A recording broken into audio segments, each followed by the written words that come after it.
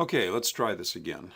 This is the problem that we were working on when we ran out of time today, and I was working too fast because of the pressure of the clock, and I just made a couple really foolish errors.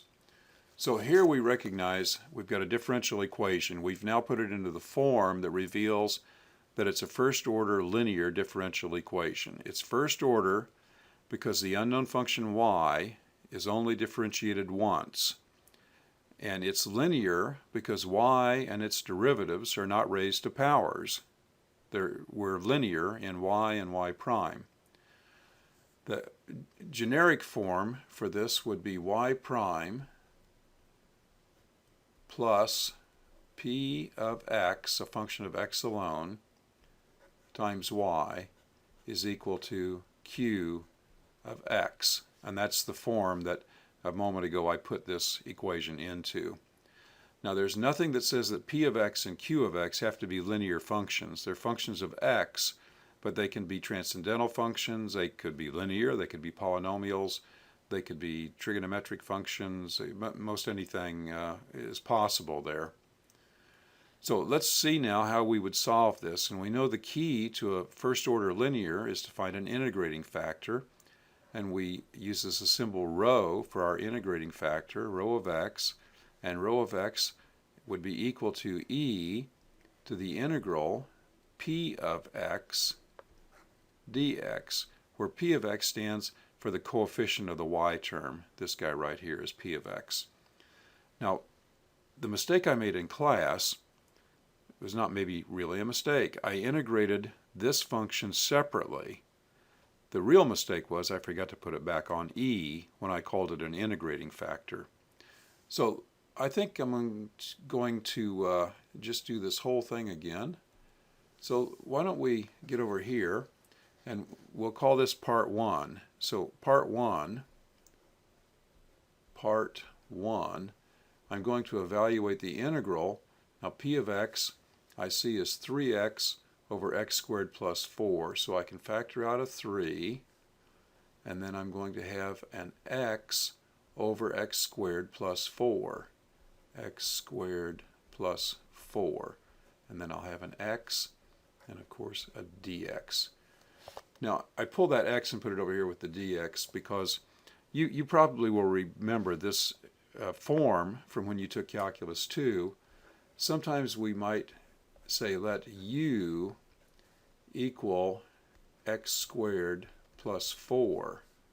If we do that, then du will be 2x dx. So I can integrate this as, of course, the constant 3, and then the integral 1 upon u, provided that I've got a du to go with this. Well, du would be 2x dx. So I need to supply a 2. So I'll take time and got a 3 here and an integral 1 over x squared plus 4 x dx, and I see that I need a 2 here, and if I put a 2 there I got to pay for it by dividing by 2 out here. Now using the u substitution, this is 3 over 2 integral 1 over u, and now in fact I have a du, and we know this is going to be 3 over 2 natural log u plus a constant, and we have to get back to the original variable, so this is equal to 3 over 2 natural log, and u is x squared plus 4, x squared plus 4. I'm putting parentheses around this instead of the absolute value because I see x squared plus 4 can never be negative, and so I don't really need the absolute value on there. 3 halves natural log x squared plus 4. Now while I wrote a c over here, again we remarked in class that the c is generally taken just to be 0 when I'm calculating this indefinite integral that's part of the integrating factor. So this is the exponent then on e. Today I said this was the integrating factor, and I was wrong about that. That's just the exponent on e. So let's see if we can get back to our black pen. And now we can see that my integrating factor is equal to e to the 3 by 2 natural log x squared plus 4. And the 3/2 out in front of the log, well, I can express that as an exponent on the argument for the log function. So this is going to be, let's see, I don't think that's how you write e. This is going to be, back in business, e to the natural log x squared plus 4 to the power 3 by 2, and e to the log is just the argument of the log function, so this is going to be x squared plus 4 to the 3 by 2. That's my integrating factor, rho of x. So let's use the integrating factor. How do we use an integrating factor? Well, we multiply each of these 3 terms by the integrating factor. And if I do that, the result will look like x squared plus 4 to the 3 by 2, and then times y prime, that's the first term of the differential equation, plus x squared plus 4 to the 3 by 2 times 3x over x squared plus 4 times y is equal to, and this is the last application of the integrating factor, x squared plus 4 to the 3 by 2 times x over x squared plus 4. So there's a simplification we can make now. The integrating factor, of course, was chosen so that the left-hand side I can recognize as the derivative of something. The left-hand side is the derivative of a product, and I'm going to indicate that here by using the derivative operator, d of x. If I take the derivative, that's what I'm asserting here, of x squared plus 4 to the 3 by 2 times y, that will be the same as the left-hand side. And then that will be equal to, and this is a good opportunity maybe to do just a little algebraic simplification. So here I've got an x squared plus 4 to the 3/2, and here I have an x squared plus 4, so that would be to the first power. If I put this one, the one that's in the denominator and the numerator also, then I've got an x squared plus 4 to the power 1/2, and this x is left.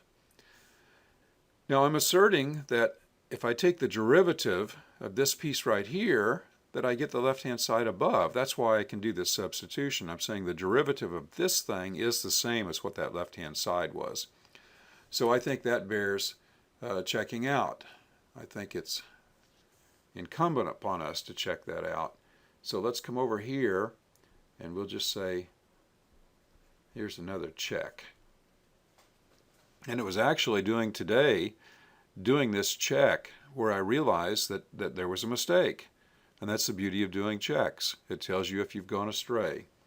So what we want to do, our check is going to be to take the derivative of this piece and see if we get this piece back. So let's just start taking this derivative.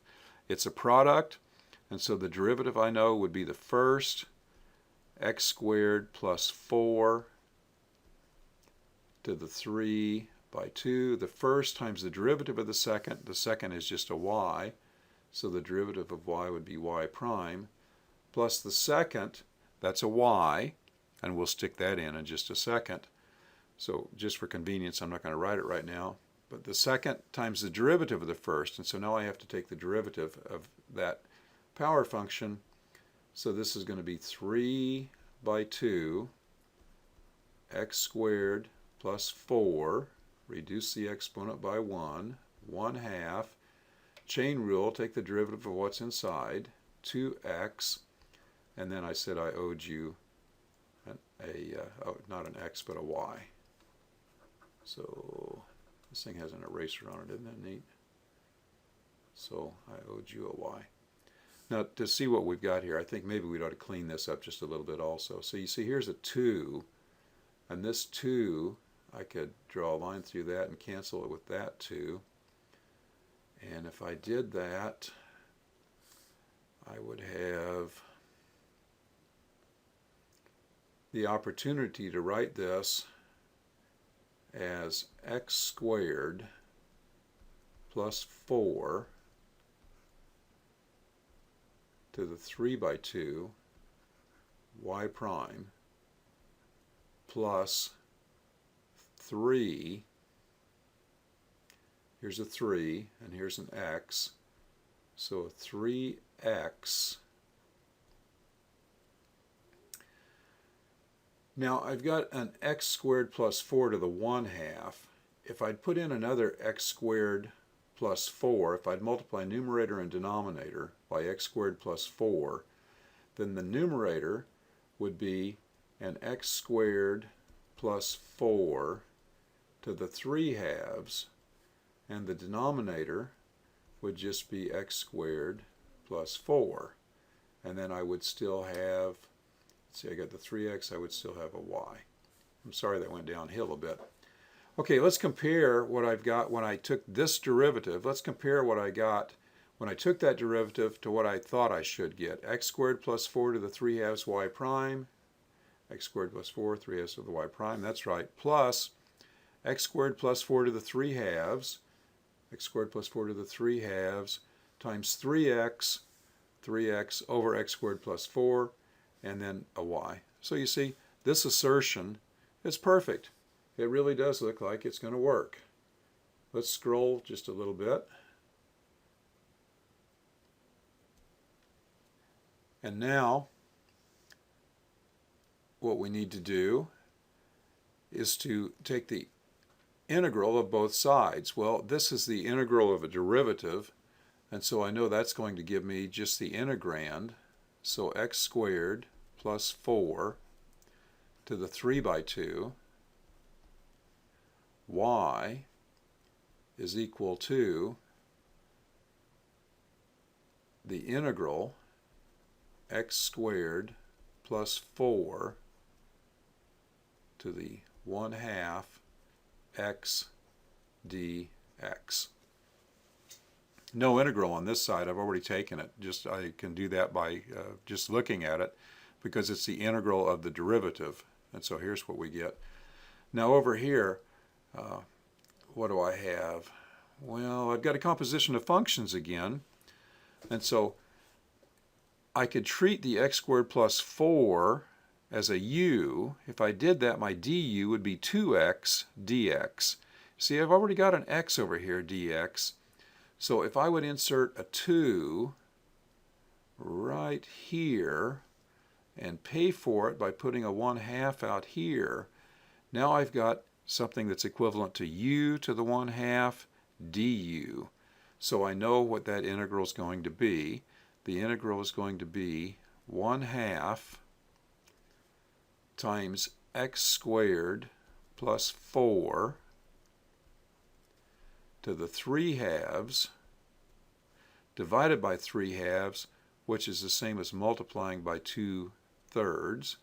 And now I will get a non-zero c, and that's going to give me eventually a family of solutions. Now over on the left-hand side, this would be x squared plus 4 3/2 times y, and our goal here is to get y equals, so I just divide through by the coefficient.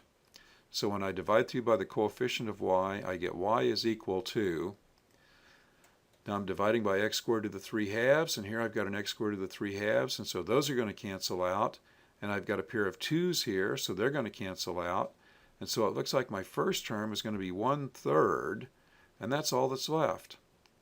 Now plus c, and c would be divided by x squared plus 4, but I can write that as x squared plus 4, and instead of the 3 halves, to the negative 3 halves. Now I can't remember if this was an initial value problem or not. Actually, I've just took a peek at a piece of paper that I have here, and I see that it was an initial value problem. Y of 0 was equal to 1. And so we might as well go ahead and finish this up. And since it's an initial value problem, instead of having this family of functions, we can evaluate C and get a particular solution. So evaluating C, I see that when the x is 0, the y should be 1. So let's see if we've got enough room to write this over here. I'll just put a parenthesis in here as a separator. So 1 is equal to 1/3 plus C. And now what do I have here? I've got a value of 0 for x, and so that's a 0, but this is still going to be a 4 to the negative 3 halves. So this would be 1 is equal to 1/3 plus C upon 4 to the 3 halves is equal to 1/3 plus, now what am I going to get down here? 4 to the 3 halves is the square root of 4, which is 2. 2 cubed is 8. And so this was a plus, it looked a little like a minus, plus C over 8. Now, can we solve for C? Well, it's going to be 1 minus 1/3 is equal to C over 8. 2/3, 1 minus 1/3, times 8 is equal to C. 2 8s are 16, so C is equal to 16/3. So we found the C we need for a particular solution.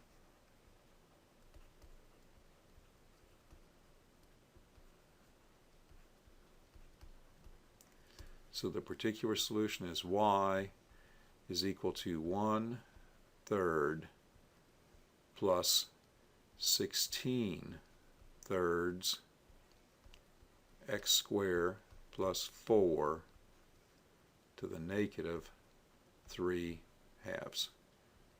And that's where we'll end this. So thank you. I hope you have a good weekend.